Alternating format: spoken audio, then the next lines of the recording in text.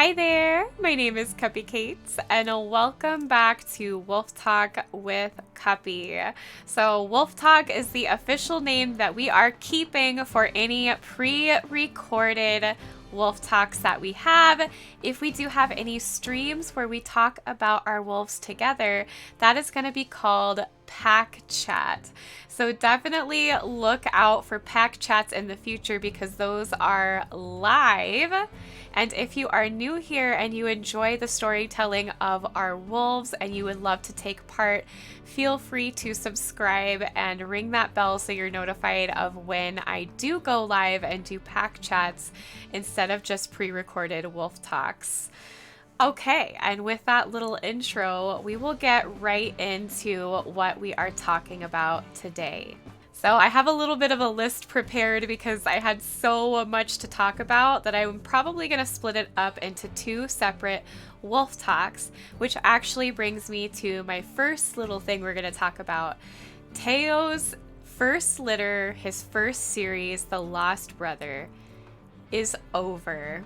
If you have not seen Wednesday's episode, last Wednesday, then definitely make sure you watch it before you watch this. I'm going to spoil some things, so if you have not seen that episode yet, stop the video right here. Otherwise, it's going to be spoiled for you. I mean, I suppose if you don't care, you can keep watching, but I highly suggest it. It was a wonderful end after a long fight for Teo to survive this far. So it's worth watching, I promise. But either way, I'm glad you're here. And if you do leave, make sure you come back to hear the rest of what I gotta say. Anyways, so Teo's series finished. But we have already discussed that we are going to continue playing Teo until Sundance passes away. As many of you have said, you agree with me on this. I don't think Teo would continue after Sundance passes. Their love bond, even just from this first series, has been probably the closest I've ever seen in a mate. And we've had a lot of good mates. Bane wasn't a bad mate. It wasn't that he wasn't loving. He was very powerful. He had a very powerful stance. He was the start of the power couple between Kiba and Bane. Their big focus was, ruling the world and making a big territory and creating a kingdom for a future for their pups. That was their goal. So he wasn't a lovey-dovey mate. It was more about creating a kingdom. And then later we had Kirby, which was Mikhail's mate, and she was also extremely powerful and a bit angry. Honestly, when I look back, that girl had no chill.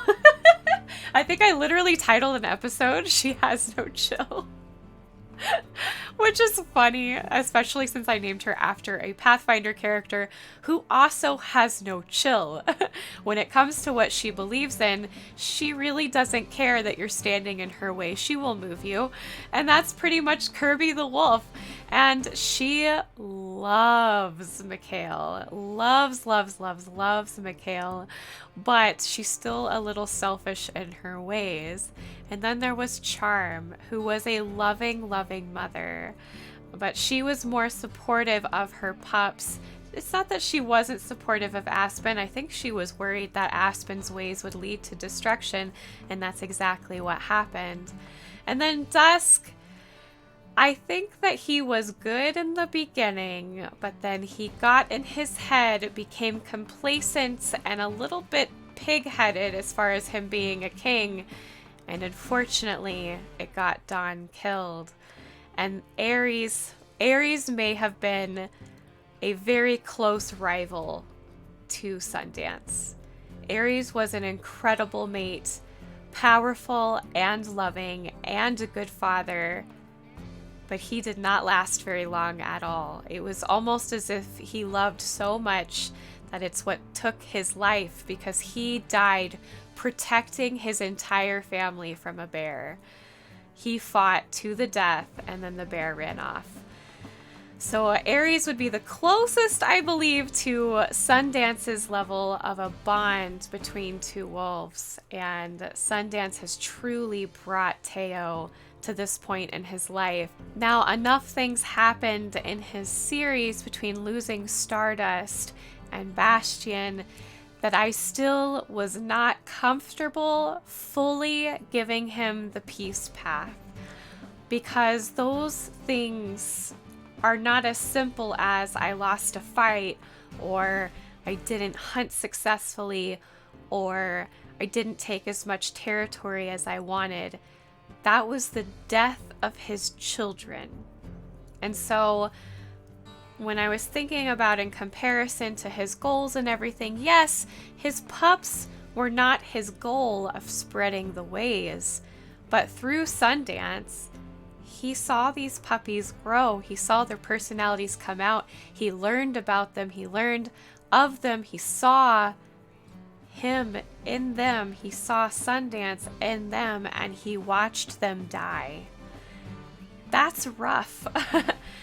That is very hard on any individual. And even though these are wolves and we're giving them personalities and very human-like traits, because we are doing it that way, I'm kind of taking how a human would potentially react in that situation. And I've seen it go several different ways. I think it depends on the human. Some people, when they lose their children, they grow closer to religion. They grow closer to God, and they try and grasp on to that side of things. And Teo certainly could have gone that way. He has his own religion, and he could have grown closer. But because of his rage, I thought it made more sense for him to almost not question their existence, but question a motive. Why would you take them from me? I'm doing your work. I'm trying to enlighten others to be at peace. Why would you hurt me when I'm doing this for you? And so that is where Teo kind of stood in that for a little while. But through the deaths of his pups, I feel like something else grew. So even though they withered away, he was able to pull closer to Sundance and learn the true meaning of the cycle of life. Everything dies. It is just a matter of time, right? The circle of life. If anybody has seen The Lion King was my favorite Disney movie. It talks about it in that movie. But you truly realize that there is purpose to things dying. And Eartha's teaching is about that.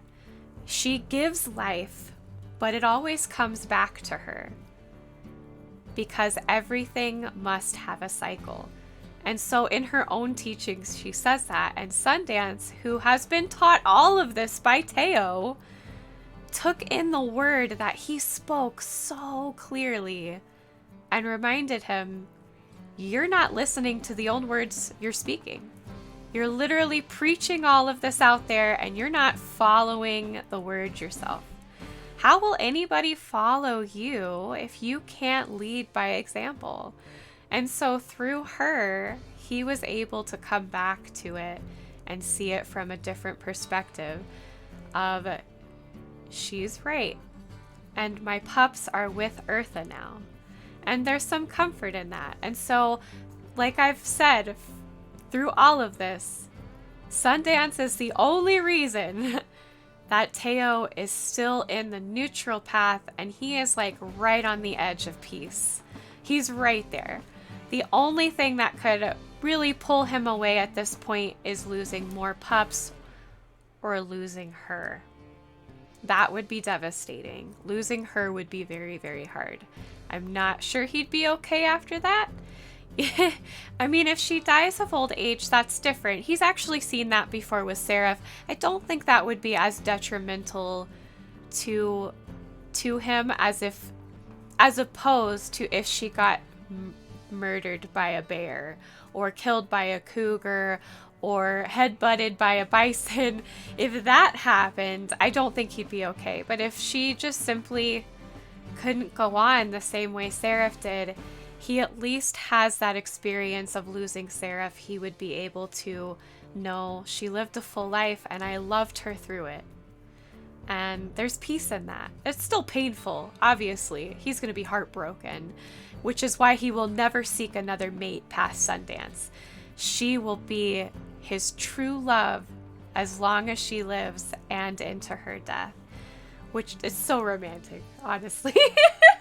It's so romantic. I've actually told my husband that, and he's told me the same thing. Even though he's like, I'd never want you to be lonely. I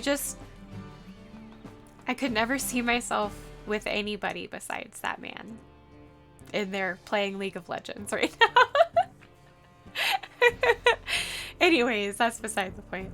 Sometimes I like putting my own life experiences into these wolves because, you know, it's hard to come up with stories with things that you haven't experienced before. So you have to go off of what other people have experienced or your own experiences to write a good story. And so Teo and Sundance's love is something really special to me. And I know it's special to you guys. I've been seeing your comments pop up all day. I'm recording this on Wednesday where the last episode actually came out. And y'all are just glowing with joy. And it's so exciting to see that in the comments. Oh my goodness. But we have talked about Sundance before and how she has moved Teo. But now that the series is over, I can strongly say that even though he is still in the neutral path, he is right on the edge of peace. All it is going to take is making sure we do our best to play the rest of his litters as hard as we can, to not lose any pups, to continue to spread the word, and then he will be in that peace path. Absolutely, 100%. And that actually brings me to something important that I will be working on behind the scenes. I want these wolf talks to kind of be a way to tell you guys what I'm doing behind the scenes. You don't get to see that. You're not a fly on the wall. You don't have a camera to my constant life. So this is a great opportunity for me to tell y'all what I've been working on. And for Teo, since we are continuing him, I'm actually going to do another Wolf Talk on Wednesday next week where our normal Teo episode will be. The reason why I'm doing that is I want to give myself plenty of time to solidify all of the goals, quirks, and flaws that may change for Teo. They may stay exactly the same, but I thought I could maybe adjust a few things based on how his first litter went. And I want to have time to do that. I also want to have time to do new art. So the art that I used for Teo for this series, he looks very angry. It literally looks like he's yelling because in the scene that I actually took that picture of him from, he's yelling at Seraph. From the prologue, if you watch the prologue episode, that art piece I did, he's literally yelling at her. I just made the background transparent so I could use his picture for the series. So he looks really angry, he looks really unhappy, he looks full of fire and rage. And right now, at this point in his life, he's not in rage. He's not. Now, it's always there. The rage can't just disappear. You can get coping skills to fight it. You can get people who support you and love you through it. But it doesn't really go away without several years of training with those things, with that support group, etc. But that fire still burns inside of him. And some of that can be good. It's like I said, Sundance is almost training him to use that fire to spread the word and to love his family as opposed to exploding in rage and causing destruction. So anyways, as I was saying, the art no longer fits. It really doesn't. And I honestly would like to do a piece where Teo and Sundance are together. I haven't worked on anything yet. This is something that I'm going to have to kind of rush to work on a little bit in a week's time. But I want to do new art for Teo. Also, that brings me to my next behind the scene thing. I needed another series to go along with Teo. So as you know, Dawn passed. She cannot be heir. We have all agreed, pretty much all agreed, that Aurora would forfeit her right to heir. After the hard first litter she had, she lost her mate, she lost 3 pups. She doesn't want to be heir. She does not believe she has it in her. And having lost her sister, she simply cannot do it. And so we talked about it a little bit in Discord, and I do believe I read some comments when I talked about this before in a Wolf Talk about playing another litter with Mikhail. That is official. We will be doing that. So while we are going along Teo and his second litter, we will be going along with Mikhail and his second litter, which is really neat because we had brothers rivalry with Aspen and Mikhail. I don't think this is going to be a brothers rivalry because they honestly have not decided if Teo and Mikhail would have met yet. I honestly don't think they would have. Not yet. Mikhail certainly knows that Aspen has passed, but he does not know that Teo is out there. As of yet, I could change my mind. Like I said, a lot of what I do is jumping back and forth and trying to write down ideas. Getting the timeline together was hard in itself, and so I want to make sure I don't mess things up by saying, oh yeah, he totally knows Teo is alive, but it wouldn't make sense for him to know now. I want to make sure that when he finds out, it's at a pivotal point. And so with having all of these different wolf generations just kind of jumping around, I'm like, that's a lot. I feel like I'm stuck in a web a little bit. So having to go back and having another litter with Mikhail, where Teo is also having his second litter, I think it's kind of perfect. It's going to allow me to catch up. And even though Mikhail at this point, having his second litter, wouldn't know that he needed another heir, he's still going on to have more litters with Kirby. So the way that our wolves work is that an heir is chosen from the first litter. It's kind of like your firstborn. If you were royalty, your firstborn has rights to be your heir, period. Typically, I mean, there are always exceptions. If a king or queen decided that they didn't want to go that route, they can change their minds. But the way that I've been doing it so far in this series, it's like our first litter has the heir. One of them gets to be the heir. Every litter after that is just either if something happens to them, we've got backups. And that's kind of what this is. But Mikhail doesn't know that right now. He doesn't know that he's going to have to choose a backup from his second litter. But that's what we know. We know that. He doesn't. And so we're going to be playing that second litter. Technically, while this is going on, Dawn and Aurora and Agni, Kai, and Zico and Storm are yearlings and are still with Mikhail at this point, which is kind of cool. I like to imagine even if you don't see them, perhaps they're out on their own practicing hunting and stuff, but they still come back to their mom and dad at the end of the day. So they're all still alive at this point, which is pretty neat. I kind of just like that idea in general. But we will be playing Mikhail alongside Teo. Mikhail will actually be on either Saturday or Sunday. I'm thinking Saturdays. It'll be one of those days, but it's probably going to be Saturday. It will be Mikhail's episode. So you'll have Teo on Wednesday for our Wolfie Wednesday. And you'll have Mikhail on Saturday. Now for Sunday. Sunday's a whole nother thing. Sunday, for right now, is going to remain highlight videos of hubby and you guys and me playing WolfQuest multiplayer. I've been putting out little 15-minute highlight videos. It's actually been a really fun way for me to practice some of my editing. And so I've had a lot of fun putting them out there. Y'all seem to enjoy them, but they aren't going to be consistent, because I also want to use that day for potential wolf talks. I don't always have something to talk about for our wolves. So having a wolf talk every week, I think would be hard, and I would repeat myself a lot. I feel like I even repeated myself quite a bit in this episode. And so I want to make sure that I'm not like, we will absolutely have a wolf talk every week. And then I'm sitting here like, Nothing's really changed. That's no fun. So until the highlights run out, we will just kind of switch off. If I'm like, I need to have a wolf talk, then that particular Sunday, we just won't have a highlights video. We'll have a wolf talk video, and then highlights will continue that next Sunday. And then after the highlights videos are done, I am going to use Sundays to finish Seraph. I really want Seraph to have a more important part in this story. Because of how she saved and raised Teo, she is more important to this story than you know.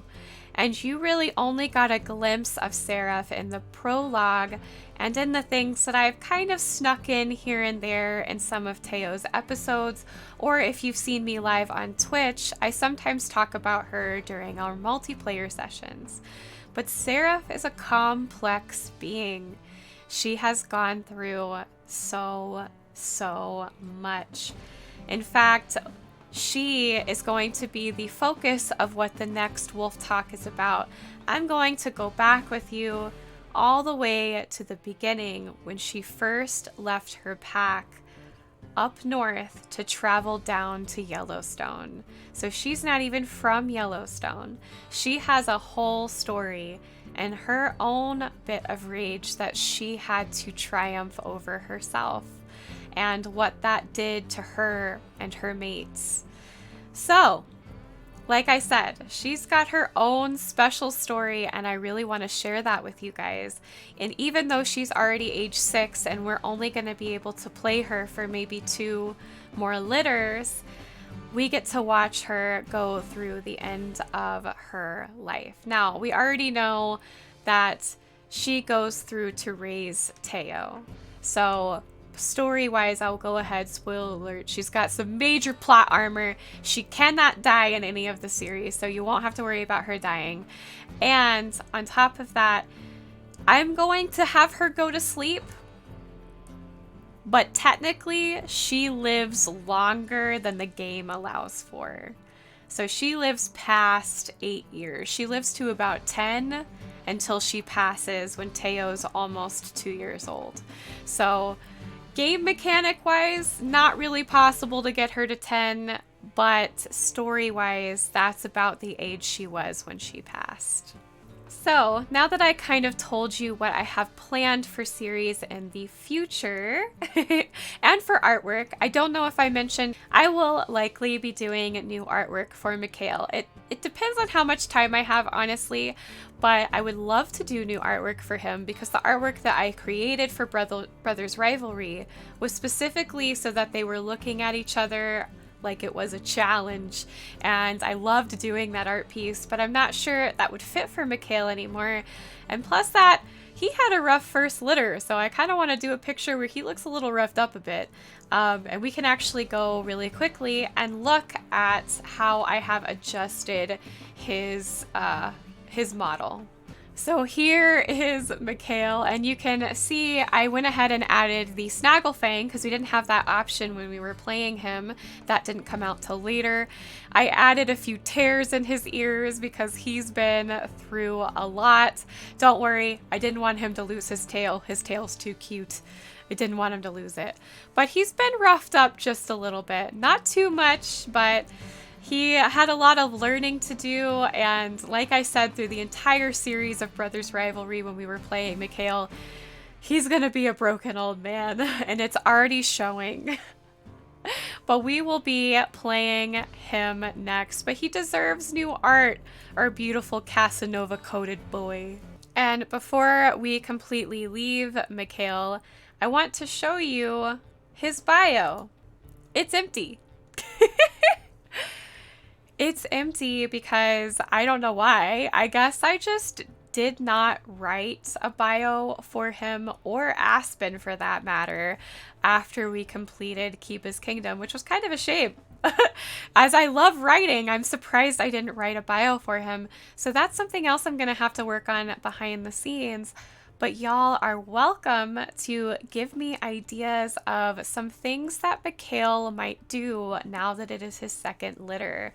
If you remember before, he had a pretty strong flaw where he could not go to sleep unless he was above 90% food. It was pretty rough. Yeah, I remember that. Was it 90% or was it 75? I don't know. It was something horrible. I remember many a night where he was exhausted and I was running around chasing bunnies down in hopes of filling his tummy. Woo! I didn't love that, I'm going to be honest.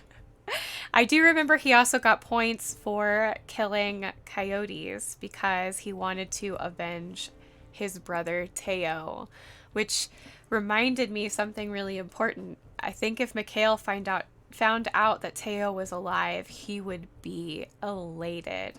He loved Teo. He remembers Teo as a puppy, and that is why that's how he got pack points, by killing coyotes. He wanted to avenge his brother who was killed by coyotes.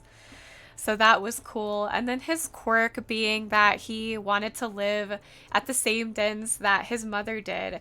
So Mikhail was more of a family man than I had remembered him being. Now that I'm looking back, he just loves his family so much and nearly got himself killed multiple times trying to feed and take care of his family.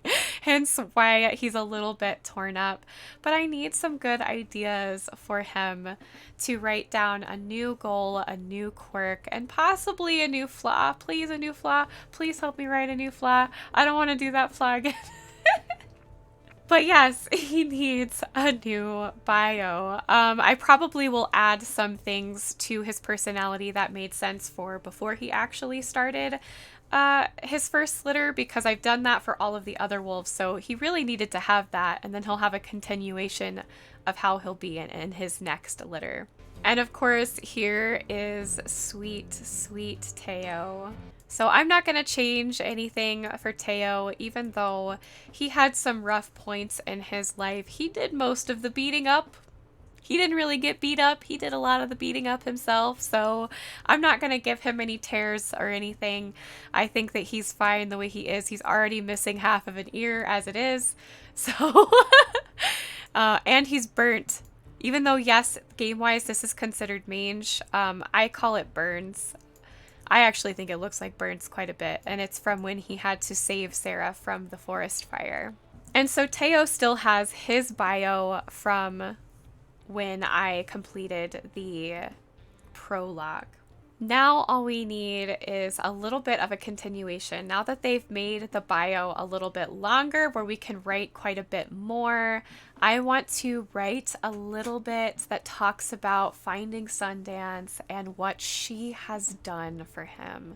She has been so important in this journey.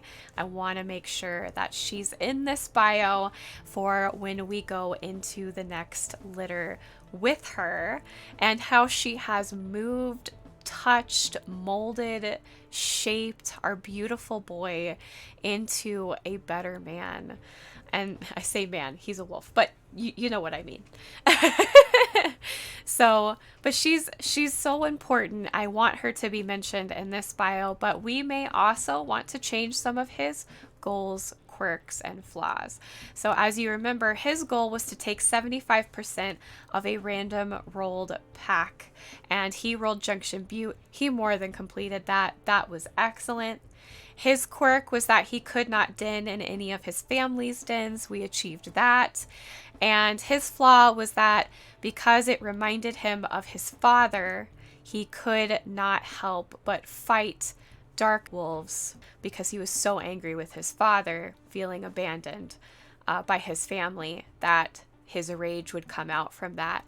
And so he would have to attack until they ran or his health hit 25%. So that was his flaw. I feel like he wouldn't have that anymore, guys. Even though, yes, he still has that feeling of abandonment, I don't think it would be as important to him. So I think a flaw for him may be something completely different. And I'm definitely open to ideas, so feel free to share any of those that you have in the comments as well. And finally, here is Seraph. And you can actually see Seraphine in the background, which I think is really neat. Honestly, they look really similar. I don't know why, but they do. Anyways, but yes, here is Seraph. Now, she also has her own bio that I wrote a while ago. I can't remember if I read it, so I am going to go ahead and read it for you here so you kind of get an idea of where Seraph came from. Seraph, after being raised within one of the oldest surviving packs known amongst all living wolves, has been set on a quest to travel south and spread knowledge of the old ways that have been lost to newer, younger wolf packs. Socially, she does not feel ready for this task and fears her tales will fall on deaf ears and toothy maws. But she was chosen for this by the goddesses and therefore has little choice in the matter. Will she succeed in her endeavor or let her life's distractions tame her? And that is where we will leave this wolf talk, because I will be talking about her in the next one on Wednesday. So I literally have to jump right into that recording because I am trying to bulk record for my trip to Oklahoma. So there won't be time in between this one and that one. So just understand I will not have read your comments from this one into the next wolf talk. So no worries. I'll get to them. I promise. I always do. I love reading y'all's comments. And I appreciate them. I appreciate them every single time that y'all help me out or give me ideas or anything. Even just a love comment of "you're doing great, keep up the good work." I love those. They really help a lot, because there are many days that I'm down in the dumps when I lose a sub or I don't gain any subs. I know that seems silly. I shouldn't pay attention to the numbers so much, but when you need the numbers to add up, it can get really, really, like, you get hyper focused on it. It can get really, really sad. And so any of those comments really help a lot, and I appreciate them every single day. All right, y'all, I hope you liked this wolf talk. If you did, give the like button a tickle and a poke, subscribe to join the family if you haven't already, and jingle the bell so you're notified of when I do wolf talks or when we start our new series in WolfQuest, which I'm so excited about. Also, join Discord. I do a lot of talking with y'all in Discord. If you want to be a part of those talks, join. The link is in the description below, and we can talk in Discord of your thoughts on our WolfQuest stories. And feel free to follow me on Twitch. I do multiplayer and play WolfQuest on Twitch all the time. So if you need more WolfQuest in your life or other games that I just don't play on the channel, follow me on Twitch. All right, I love you guys. Thanks for hanging with me for almost 40 minutes. Oh my goodness. And I will see you next week for more Wolf Talk with Cupi.